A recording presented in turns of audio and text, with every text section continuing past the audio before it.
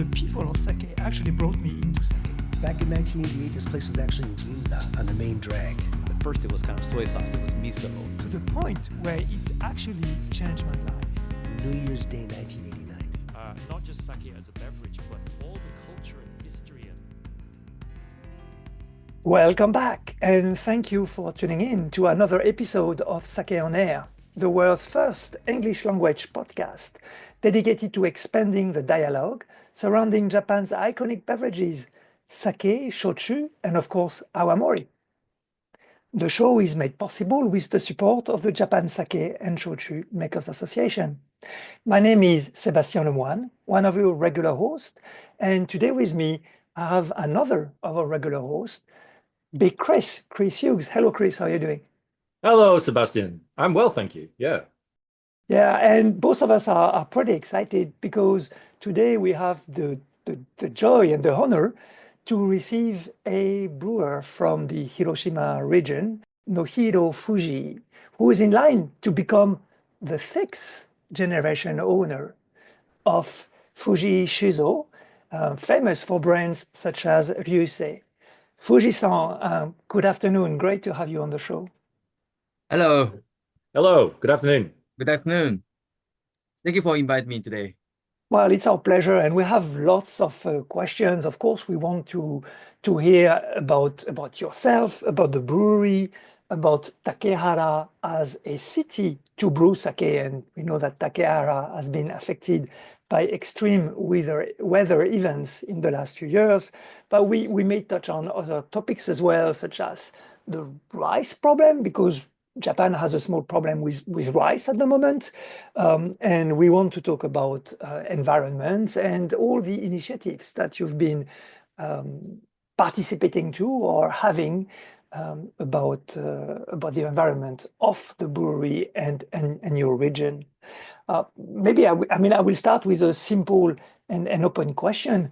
I mean, would you kindly introduce yourself to our listeners and introduce your brewery as well? Okay, again, hello and thank you very much for having me today. My name is Norihiro Fujii. Please call me Nori. I am the sixth generation Kuramoto at Fujii Shuzo, a small sake brewery located in Takehara, Hiroshima. Takehara is a quite port town by the Seto Island Sea. It's full of history, and our brewery has been here since 1863. Our founding brand is called Ryusei. The name means dragon force in English. Ryu is dragon, and the sei means force or energy. So it's said that the name comes from Ryutozan. That means the Dragon Head Mountain, the mountain just behind our brewery. Long ago, people noticed that the spring water from this mountain made excellent sake. In Japanese tradition, dragons are seen as gods of water too. So the name Ryusei carries both the power of nature and our respect for the water we use. In 2021, we began a full transition to traditional Kimoto brewing method. And in 2023, when I officially took over the family business, we returned completely to all Kimoto brewing. Now, our next goal is to graduate from using Kyokai yeast and brew only with the natural yeast and that lives in our kura and the brewery. So we hope to create sake that truly reflects this place, this building, and this moment. That's the path we are walking now. Sake only be made here. Excellent. I mean, I have lots of questions after that short introduction, but I will start and take a step back in history and that's a story that I personally love, is the story of this amazing achievement, not by you or your fathers, but by your predecessors in 1907, where suddenly Hiroshima sake appears on the map of Japanese sake, or at least the best Japanese sake. Around that time, I mean, clearly sake from Nada and possibly Kyoto was much more famous than other sake types. What happened in 1907? Well, in 1907, the Japanese government held the very first national sake competition. We were honored that our sake, Ryusei, won first prize at that competition. It was named the best sake in the all of Japan. At the time, sake from Hiroshima was not well known. So this result was a huge surprise and a great source of pride of the region. So one of the most respected brewing pioneers, Mr. Senzaburo Miura, sent us a special calligraphy scroll to celebrate. He called our win a great honor for Hiroshima. We still keep that scroll in our brewery today. Even now, so this achievement inspires us. It's symbol of our history and a reminder to always live up to the name Ryusei with care and integrity. Wow. So you were the first gold ever, the first ever gold awarded in Japan. Mhm. The first sake to be awarded a gold Yep. in Japan, and the first sake to enter the competition and win a gold in Japan. It's amazing. I think at that time there were not only gold medals and silver medals or Yeah, of commandment course. medals, but prizes. I think that your sake, I mean, you say got the first prize, and that was remarkable. At the time, they just praised the first prize, second prize, third prize, and all the Ah, others. Mm. because originally it was designed for deciding the tax, right? The tax, Kyubetsu Seido, Yep. right? First or That, second class. I think before those categories. Ah, yeah, okay, you're right. Yeah, and of course So it yeah. predates it by a lot, doesn't it? Yeah, yeah, yeah. That came later. So if we talk about Takehara for a minute, it's a beautiful city. At least the historical area of Takehara truly is beautiful and should be much more visited than it is today. Although I think that with the rise in tourism, you must see more visitors than you used to. But it's truly beautiful. But how is it as a city to brew sake? I mean, why are you in Takehara? And where did you find your rice and your water initially? Today, there are only three sake breweries in Takehara, including ours. But back in the early 19th century, there were as many as 26 breweries in this 26. small town. Yeah, 26. 26 breweries. Yes. Wow. The sake history of Takehara is very, very old.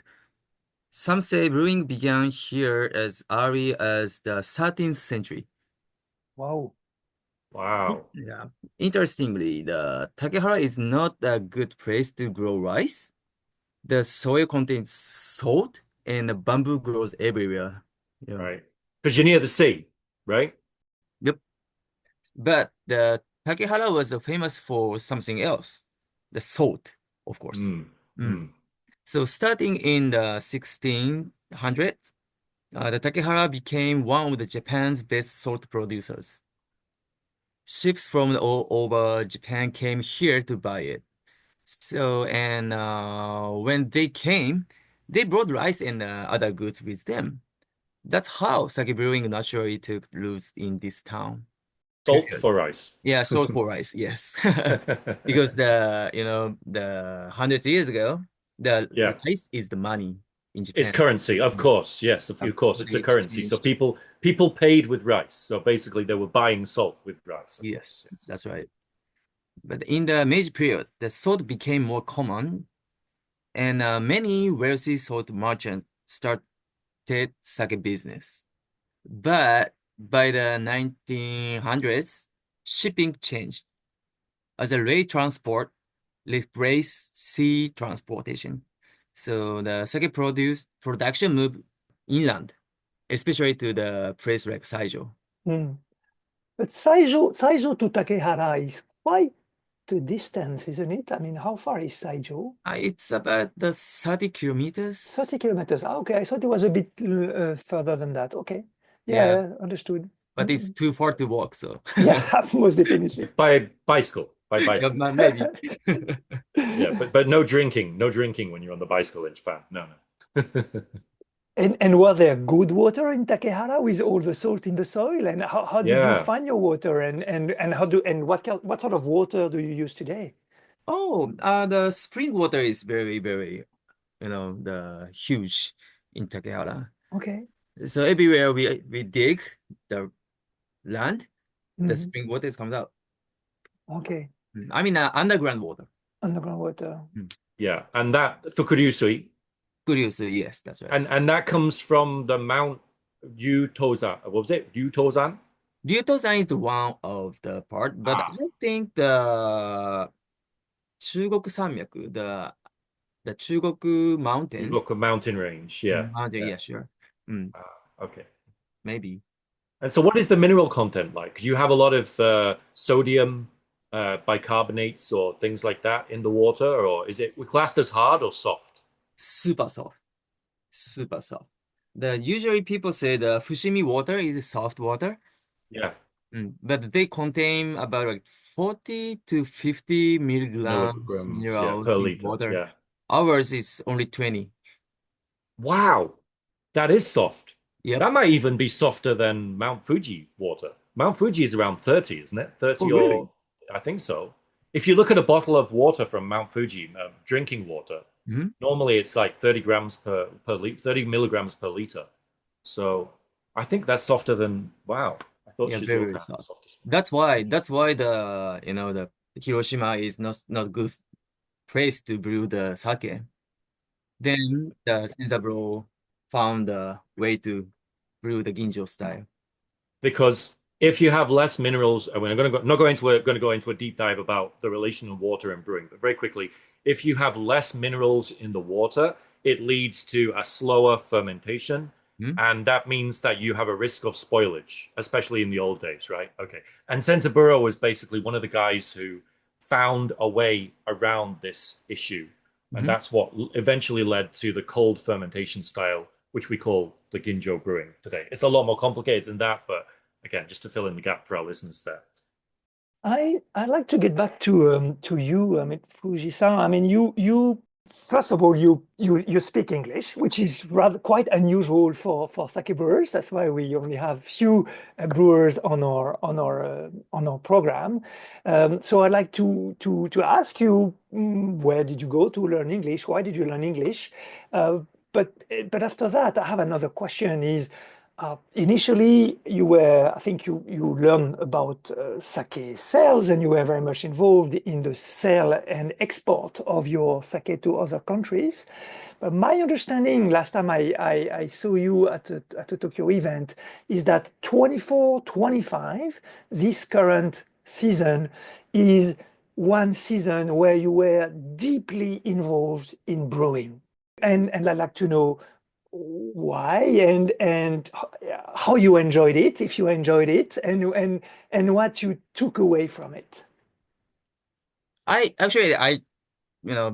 graduate from the university in the United States. That's why I can speak. I might say I cannot speak, but Well, you can It sounds speak. well, You can I'm you're better speak. just than you're speaking to us now. I mean, that the proof is that. So, which university did you graduate in Cal State States? Long Beach, And Party University. what major? What did you learn about? I was majoring in business finance. Business finance, okay. Yeah, business finance. Because to be honest, like when I was young, I had no intention to talking about or I mean not taking over the brewery because I don't like Takehara and I felt that Takehara is too small, too traditional, and too closed off. And also the sake business also looked very tough, you know. As a teenager, I couldn't see any excitement in it, so I decided to go to learn the business in the United States. Did you live inside the brewery a lot? Did you play in? We hear sometimes from other sake brewers that when they were growing up, they would play inside the brewery. I mean, not literally play, but they would be able to walk around the brewery and sort of, interact with the brewers. Did you have that experience Oh, or? yes, of course. Yeah, yeah. But even so, you never really felt any kind of pull, towards sake, despite growing up in that environment. Yeah, maybe when I was in elementary school, maybe I have a good time in our hometown, but Mm. after junior high school, there's nothing to play. There's only ocean. So, Well, and you can surf and you can swim, can you? actually no tide in Seto Island, so mm, Ah, no, the currents are like a spiral, aren't they? Like whirlpools and things. Yeah. Okay, so you don't get any tides.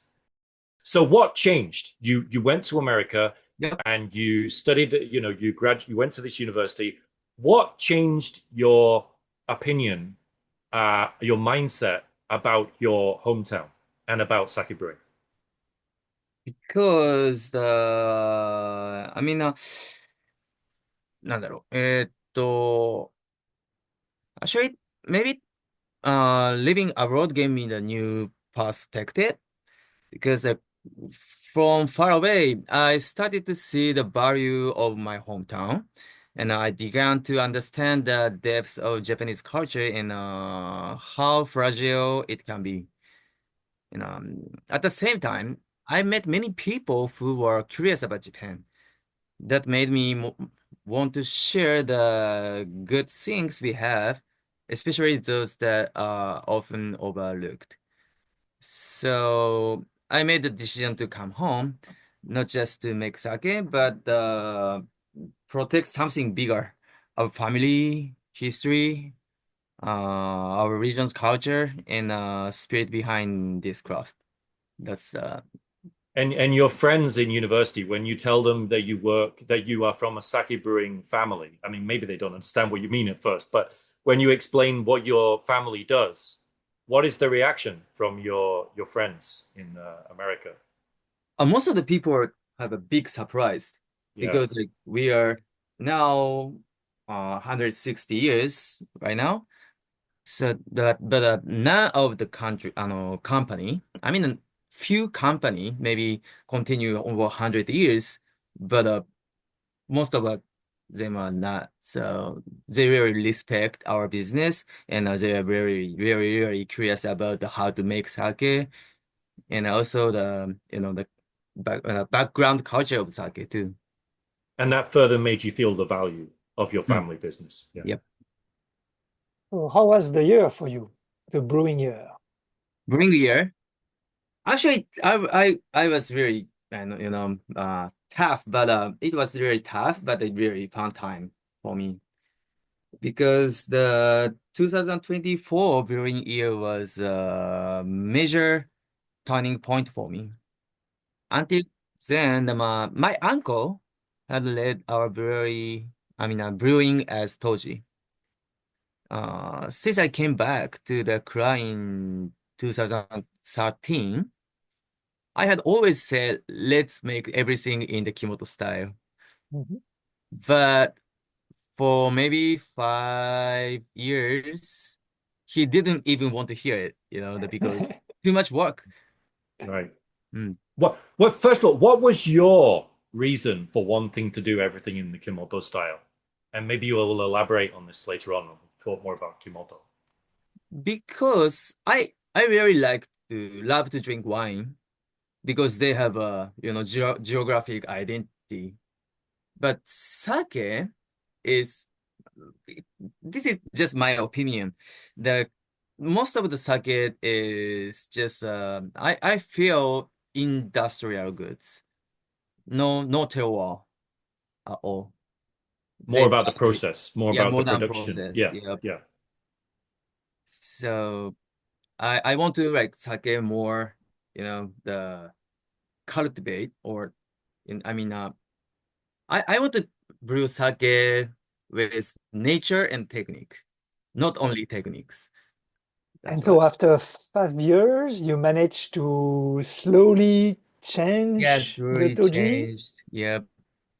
So but the 2023 when my uncle turned 60, so he passed the law of Toji to one of our kurabito, but nothing really changed. So I made a decision to, in 2024, I stepped into brewing with both roles as Kuramoto and Kurabito. So I help the, brewing process, but at the same time, I check the all the process to improve our sake.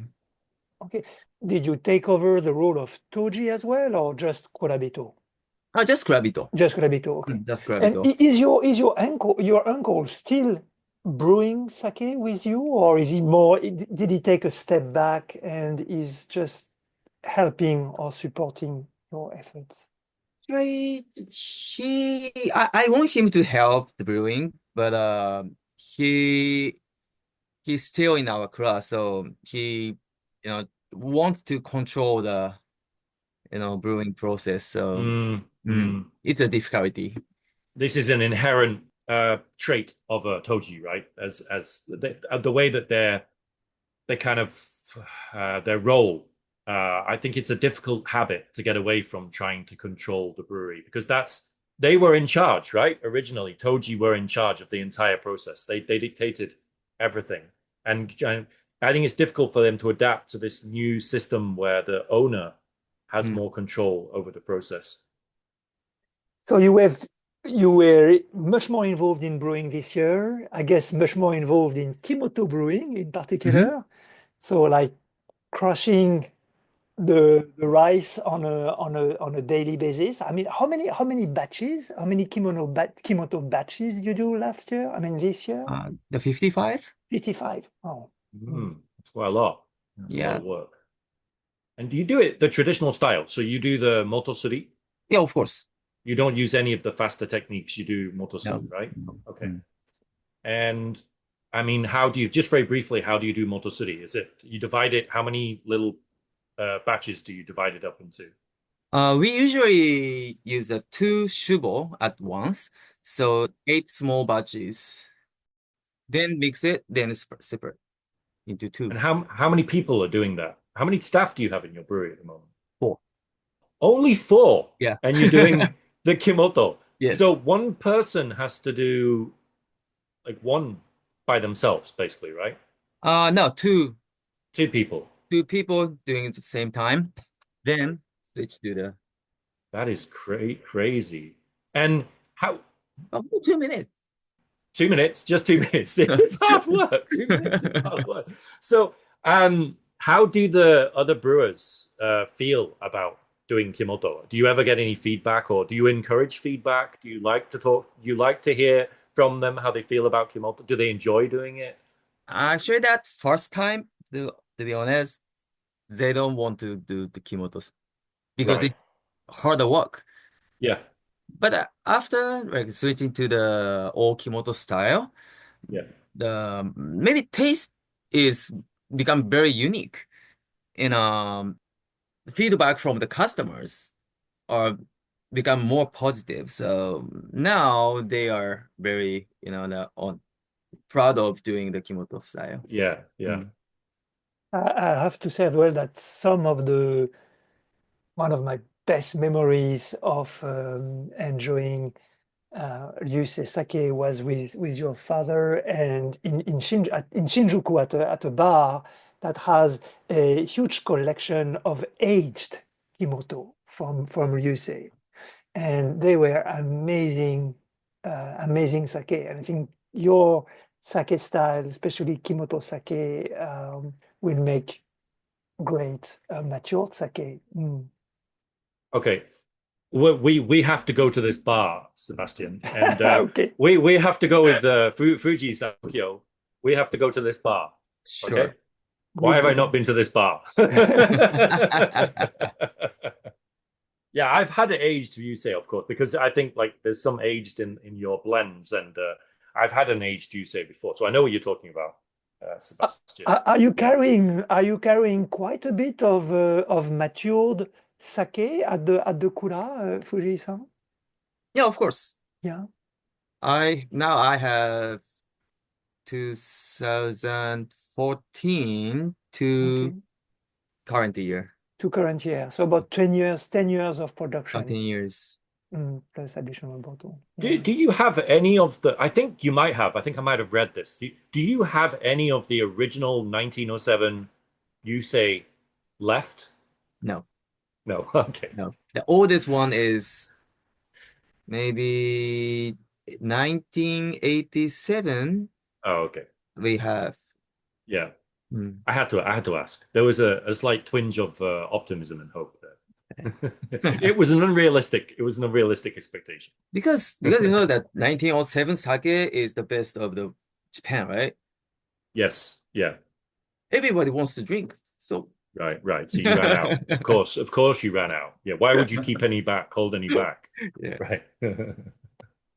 Yeah, a question I wanted to ask you as well was about the dramatic, really, events that Takehara went through back in 2018 and 2021, where you had massive floods in the city due to extreme rain, and your brewery was deeply affected by that. And now you're telling me that you had some stocks of matured sake. I just hope that Mm. none of that was wasted.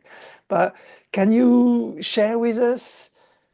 I mean, personally, I really think that the stories of breweries such as yours, who went through dramatic events, but managed to find strengths and restart and rebuild and redevelop, are really inspiring stories. So I'm really curious to to to hear from you a little bit about what happened and what's the family did and how you progressively managed to get back on your feet.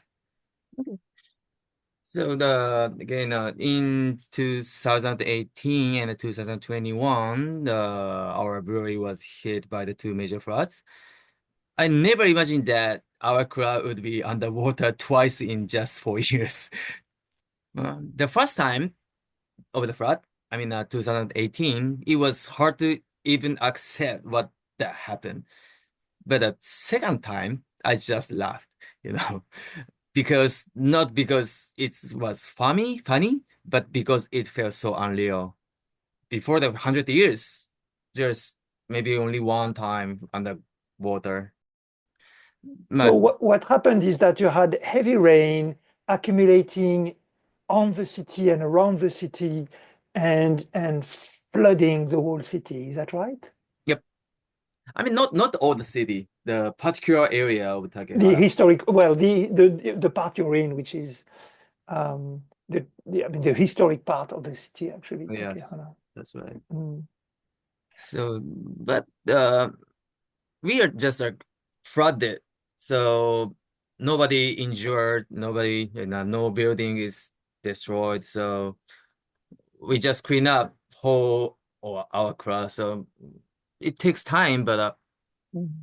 it was okay. Did you lose some of the sake, some of the tanks that were brewing, or it Uh, was in Summer, summertime? Yeah, most so dry.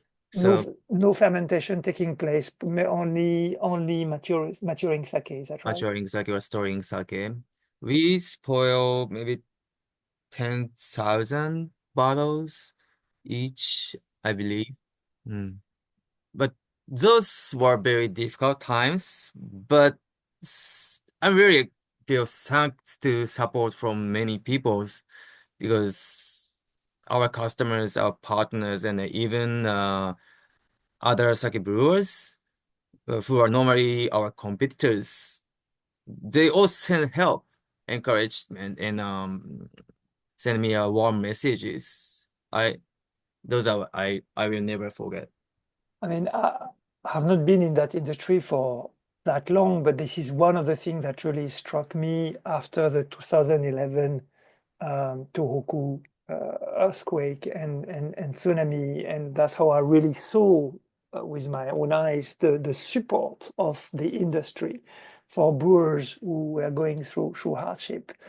Is that something that existed before, you think, or is it something that because the reason why I'm asking is we know that the sake market has been in a crisis for a number of decades, and brewers were competing against each other for market share. So it would be easy to imagine that there was not so much collaboration between Kura as you're trying to recapture market share. But clearly, in these dramatic events, we did see a lot of support taking place. So that's my question. I mean, I think it's happening before too, okay. maybe because we are doing of course the business, but at the same time we are maybe protecting the culture in the local place. So maybe losing the one kura is losing one culture. So maybe many of the breweries think the protecting the kura each other is maybe protecting our business too. I think it speaks more to Japanese culture in general. I think Japanese culture are just one of those cultures where people band together in times of crisis naturally, more than they do in other cultures around the world. And I don't want to single out any particular cultures, but I think that is something that's quite special about Japanese culture that you see in other industries, not just in the sake industry as well, but particularly in the sake industry, because it's always been a very close-knit community, I think, going all the way back to its origins. A lot of other regions went through dramatic events since 2021, and I'm thinking of the Noto earthquake in particular. Were you involved in a particular cooperation or collaboration or project with Noto brewers on your side? Yes. I joined a special project called Don't Stop Noto Sake. Mm-hmm. After the earthquake and fire in Wajima, the Hiyoshi, the helped Hiyoshi Shuzo, the Mm-hmm. food, they are they are brewing the sake in Wajima, and they attacked by the earthquake and the fire, and they lose everything. So, so we teamed up to brew their sake at our club. They using the rice from the Ishikawa and Hiyoshizo's own recipe. So I don't know much, just one tank. So I don't know how much it helped, but I hope it gave them a small step forward.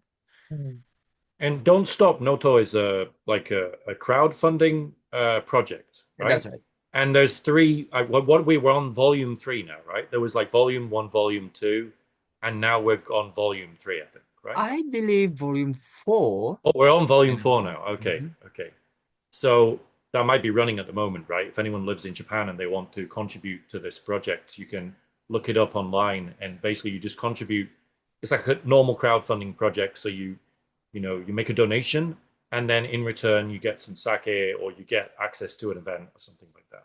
Or you can go to your sake retail store and Yes. buy Yeah. sake, usually buy two. That's what I did quite a bit of that last year. So the host brewer, and the Noto brewer sake brewed at the host brewery, and you can compare both sake, and it's quite fun. I did quite a bit That's a cool of that idea. of Yeah. that last year. They actually do exhibit at some events as well. Some sake events that I've attended, there's been like a special booth for Don't Stop Noto, and you can taste all the sake that are included in the project. It's kind of cool. Or buy them. You were telling us earlier that you want to take one more step after Kimoto Brewing is to go to natural fermentation. Is that right? Yep. Is that for 2025 or a bit later? I mean, how do you see this unfolding? Because it's a bit more it's always a bit riskier for the brewery because you have less control about your sake profile, and you're less control about the amount of yeast for those who add yeast that you put into your yeast starter. So how can you share a little bit with us how you came to that idea and how you want to implement it? Okay, so I think that for us, the Kimoto is not just a traditional technique. It's a philosophy, I think. The way of working with nature, not against it. Again. So I believe that sake is not something we control. It's something we are given and something we raise like living beings. That's why I always try to leave space for nature. We don't need to manage every detail by myself. So sometimes the best thing we can do is simply wait, listen, and the trust the process. It's risky, but I trust, so it's okay. So we currently brew about 70% of our sake using wild natural yeast from the kura. And for the remaining 30%, we still use kyokai yeast. But our goal is to move towards, of course, 100% natural fermentation, and maybe I can do in 2025. Wow. What is the so you're doing 70% wild and you're doing 30% kyokai. Mhm. What is the difference between these two fermentation batches that you've noticed?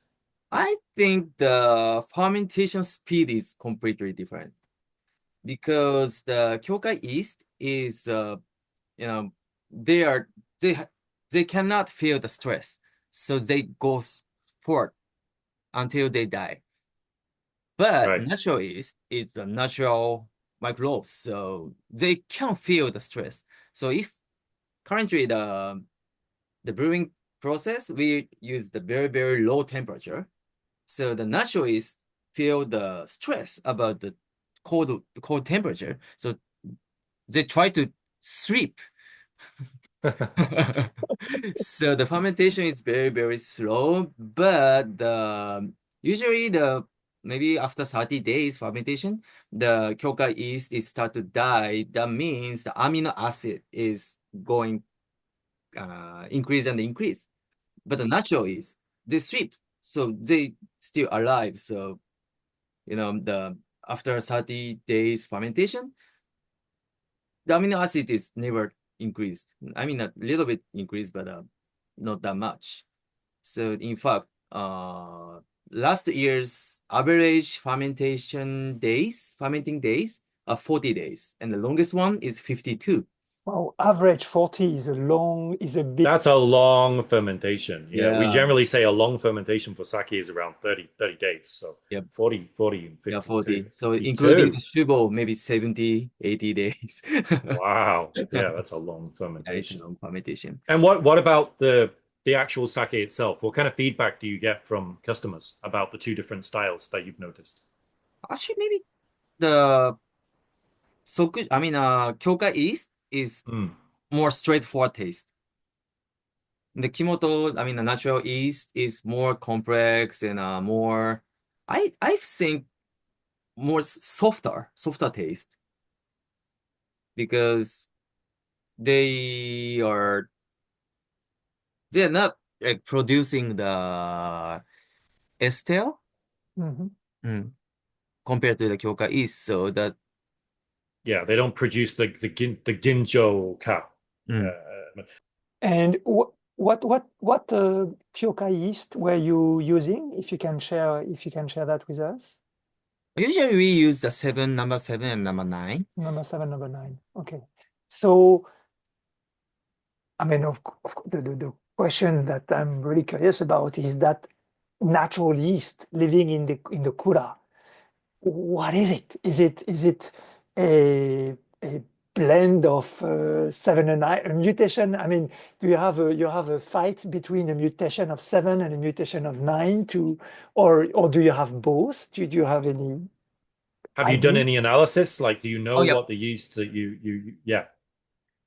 Actually, the first of all, the Kyokai yeast cannot live itself because like they don't have ability to, To you survive. know, yeah, survive. Not survive, the making the kids. Oh, I didn't know that. Oh, really? They can't reproduce. Ah. So so that after the the off season, I don't check the Kyokai yeast living before we start brewing, but the generally the Kyokai yeast is passed away before the is that. So we try to like try to try to make sake before using the Kyokai yeast in 2021. Then after making the shubo, we send the we send the shubo to the なんだ、institute? Research Yeah, research Institute. institute Yeah, yeah. to check the yeast. Oh, And they found the 83 kinds of yeast that not Kyokai yeast genes. Yep. Then we pick up the nice natural yeast. Then reproduce them? Cultivate them? Are you okay? So you're cultivating a selection of natural yeast. Very interesting. yeah, cultivate them. Yes. Then we use that yeast. Then it's kind of you know the just a minute. I look for it. Spontaneous? I mean No. Maybe you were referring to how reliable they are. Because so you said reproduce.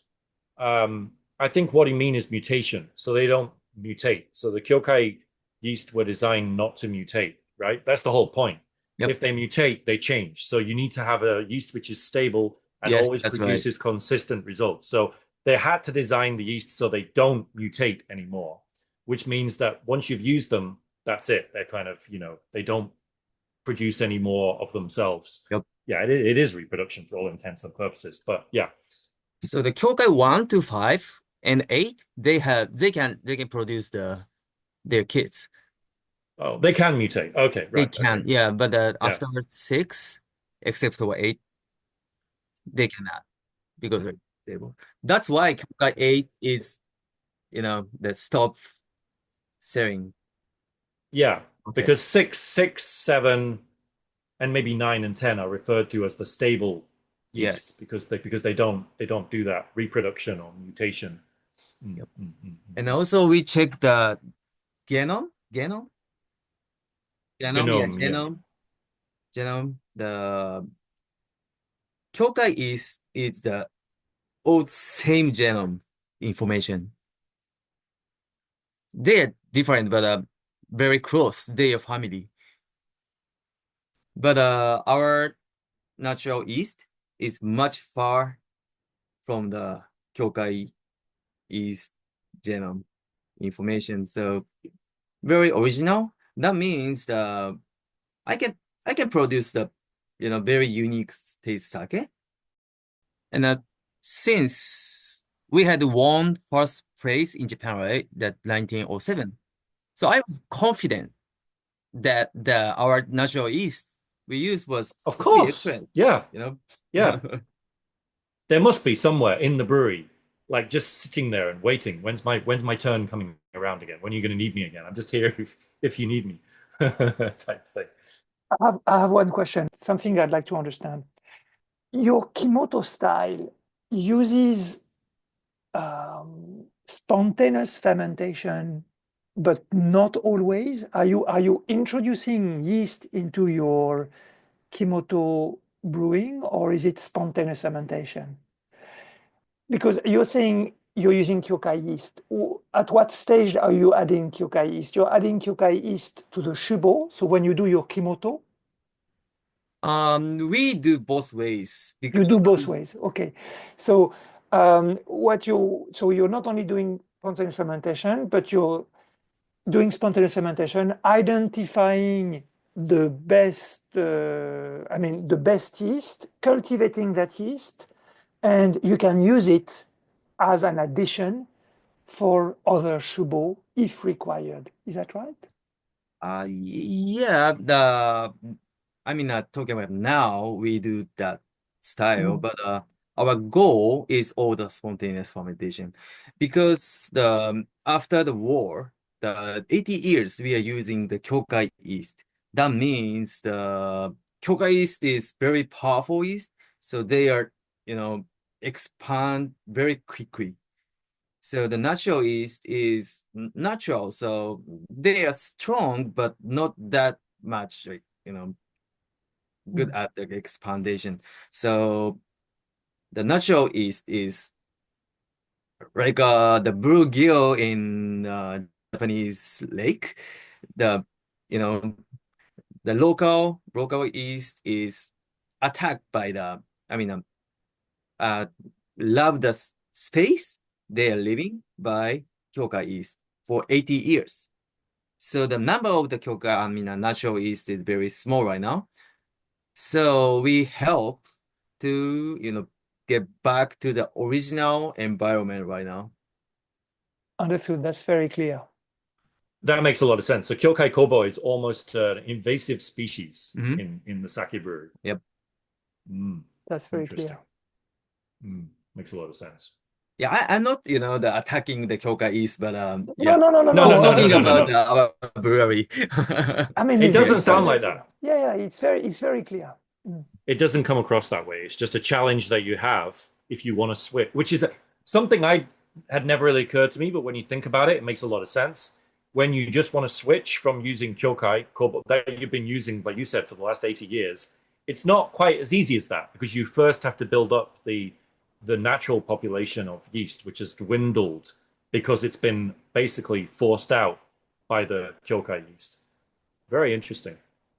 So perhaps we should delve into a little bit more about the brands that you, very quickly perhaps, because I don't think there'll be that much to talk about, but the other brands that you produce. So you say is the main one. That's the Dragon, which actually the listeners can't see, but you actually have this amazing background on this Zoom call. You have this, you have the label blown up behind you. It's very cool. Thank you. Then you also have this other brand called the Night Emperor in English, right? Yes. The Yoru no Teo. Teo. I can't quite remember where this brand came about. So what is the origin of this brand? What is the kind of, why did you create this brand? What is the meaning behind this brand? Actually, my father created that brand. The many customers say that the Night Emperor is the nickname of my father. He never told that story because I would remember. He never told. What a modest chap he is. He's never ever told that story. Okay, there we go. Yeah, he's ashamed about talking about that. But you heard it from his son. Yeah, on the Saki on Air first. Mr. Fujii-san, the father, is the Night Emperor. Yeah, it's very cool. But what is different about the Night Emperor brand versus the Ryusei brand? How would you categorize them, and what kind of, how is the market different that you're targeting? Actually, that Ryusei is more like I would say more academic. I mean, not academic, but the more classic. Yeah, more classic style. And okay. Night Emperor is making for just for fun, Okay. I don't want to.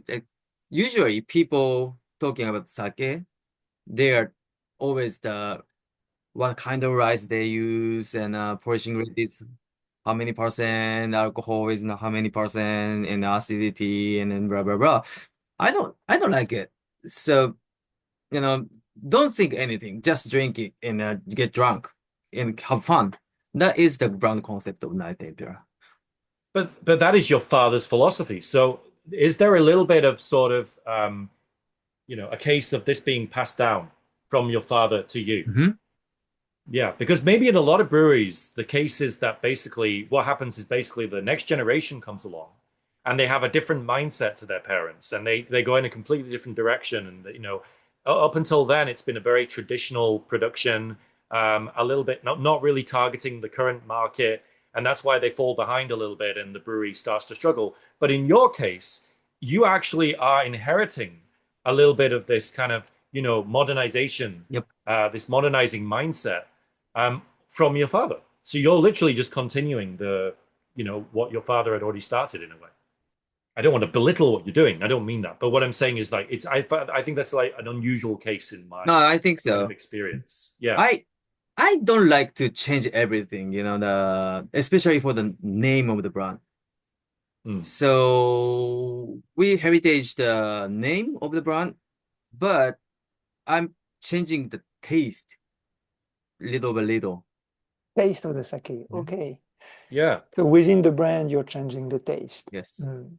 Yeah. But your father had already started to open up a new world, which is incredible, really. And are there any other kind of things that your father started that you're kind of continuing that you really kind of you liked and you don't want to change apart from the Actually, the Kimoto is my father's, you know, start the Kimoto yeah. style too. But only 10% of our whole production was the Kimoto and 90% is Sokujo. But I'm so lucky to, you know, we can make Kimoto. I know that we can make Kimoto, right? I don't challenge to, you know, brew the Kimoto style. I mean, not, Because like because you were talking about the resistance from the Toji, right? That was the hmm? one of the Yep. reasons why you only made such a little amount of Kimoto before, right? At least they already make Kimoto, so Yeah. And talking about overseas markets, and Yes. because I guess it will be time for us to wrap up. For our listeners who know your brand or don't know your brand yet, but are interested in discovering them, can you tell us a little bit about where your sake goes? How many countries and which countries are you exporting sake to today? now we are exporting the 10% of the whole product to the abroad. And we export to the Asian countries, of course, in Europe, in America, North America, and South America too. So mostly in Asia, we export to China, Korea, Mhm. and Hong Kong, and Singapore. Okay. Then the Europe, the Netherlands, Italy, and France. Mhm. Then the Canada, America, and the Brazil. Mm. You didn't mention Taiwan? We of course export to Taiwan, but Okay. those small amounts. So Mm. Who is your main market, would you say? the main market right now is, I believe, Hong Kong and Netherlands. Oh, the Netherlands. Yes. Well, that I didn't expect you to say the Netherlands. That's rather so. Why is your sake so popular in the Netherlands? Why is well, I'm sure this is down to the great work that the importer that Hmm? distributes your sake in the Netherlands is doing. It's a lot of their work. But is there any particular reason that you can think of? What is it? The cuisine, maybe, or Yeah, maybe cruising, and of course, my partner is very incredible, of course. But I think the another issue is Netherlands is the port of the Europe, so they deliver, you know, they deliver to the whole, another countries easily, and right? also, for example, the IKEA. And I believe the Nestle and the huge company headquarters in Netherlands. So maybe the economy is very good. And also the people living in Netherlands is very maybe international minds. So Yeah, they are very curious about the new cultures, the new food, and also the maybe new sake, and maybe yeah. they suffer. Do are there any particular, is it Japanese restaurants that you're selling your sake in or a mixture? Mixture, I think. Mm. 2 years ago, I've been to the New Zealand.